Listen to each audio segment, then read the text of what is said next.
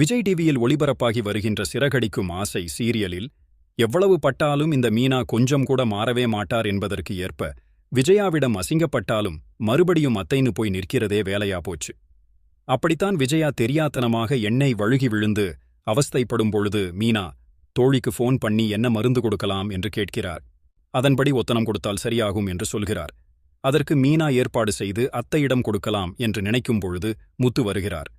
அப்பொழுது முத்து நீ போய் கொண்டு போனாலும் அதற்கு உன்னதான் திட்டுவாங்க என்று அப்படியே விஜயாவைப் போல நடித்துக் காட்டி மீனாவிடம் போக வேண்டாம் என்று தடுத்தார்.